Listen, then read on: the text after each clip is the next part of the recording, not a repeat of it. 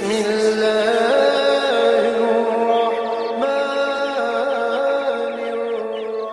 السلام علیکم ورحمۃ اللہ وبرکاتہ۔ محترم دوستو، آپ کیسے ہیں؟ اللہ آپ لوگوں کو اسی طرح خوش رکھے۔ دوستو، ایک خوبصورت لطیفہ ہے اور اس سے جو سبق ہے وہ سب کے لیے ہے، اور اگر جس کو بھی پسند آئے وہ اسے اختیار کر لے، اس پر عمل کر لے، یہ اس کی مرضی ہوگی۔ بہرحال لطیفہ یہ ہے کہ ایک مولوی صاحب تھے، یہ دونوں پارٹیوں میں، ہندو میں اور مسلمان میں، یہ دونوں میں ہر دل عزیز تھے، دونوں انہیں پسند کرتے تھے۔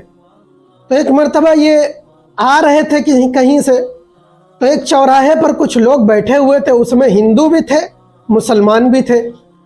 تو ان لوگوں کو تفریح سوجھی، مذاق سوجھا، تو یہ جب قریب آ گئے تو ان لوگوں نے مولوی صاحب کو بلایا کہ ذرا قریب آ جائیے۔ تو مولوی صاحب قریب آ گئے، بیٹھ جائیے، مولوی صاحب بیٹھ گئے۔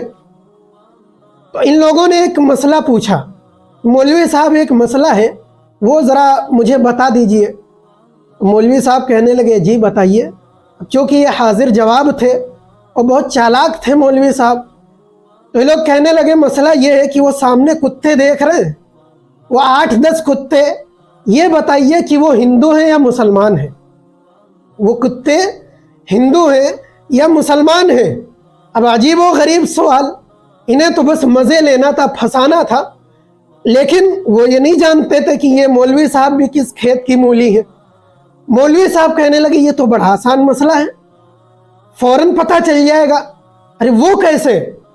ایسے کہ آپ روٹی کے 8-10 ٹکڑے لے جا کر ان کتوں کے سامنے ڈالو، اگر وہ ایک ساتھ مل کے کھانے لگے تو سمجھ لو مسلمان ہے، اور اگر وہ لے کے ٹکڑے بھاگے اور لڑائی جھگڑا کرنے لگے تو سمجھ لو کہ وہ ہندو ہے۔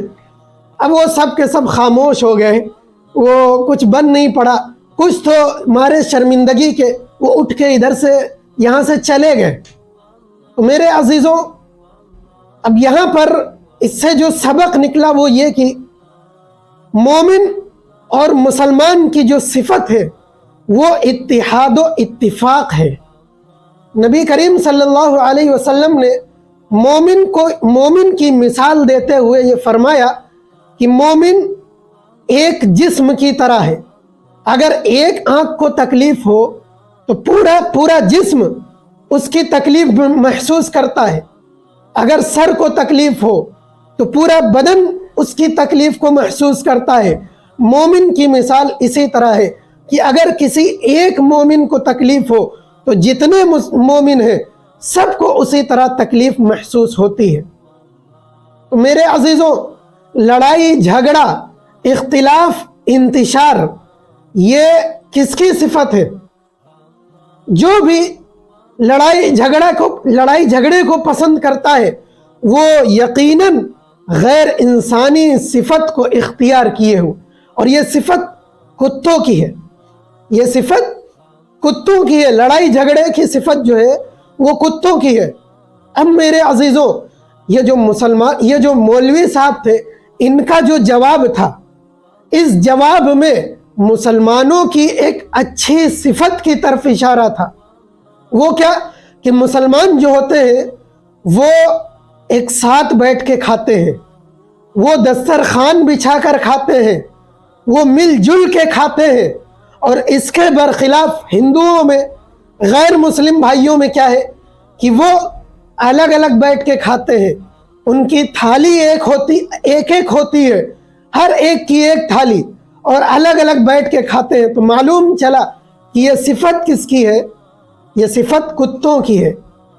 تو اب میرے عزیزوں، اب سبھی سے کہتا ہوں کہ تمہیں انسانوں والی صفت اپنانی ہے یا کتوں والی؟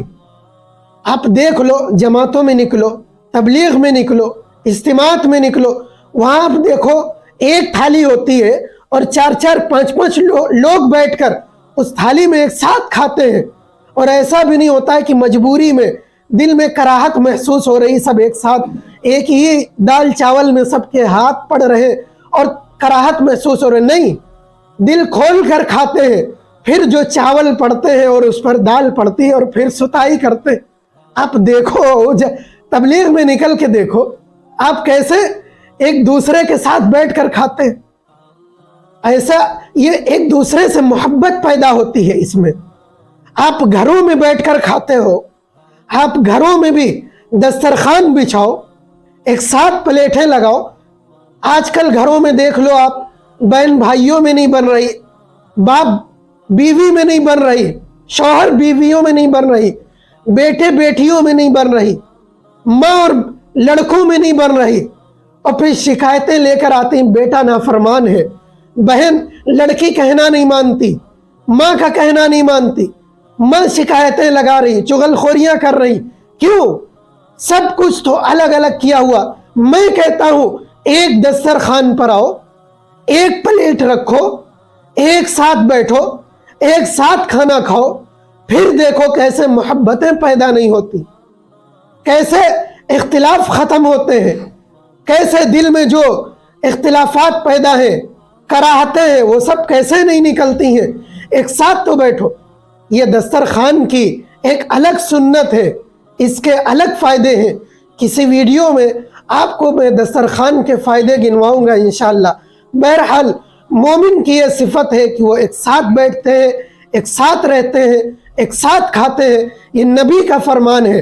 अब आप लोगों को मोमिन की सिफत अपनानी है या कुत्तों की सिफत अपनानी है, ये आप लोग फैसला करेंगे। अल्लाह रब्बुल इज़्ज़त हम सब को कहने सुनने से ज़्यादा अमल की तौफीक अता फरमाए। व आखिरु दावाना अनिल हम्दुलिल्लाहि रब्बिल आलमीन।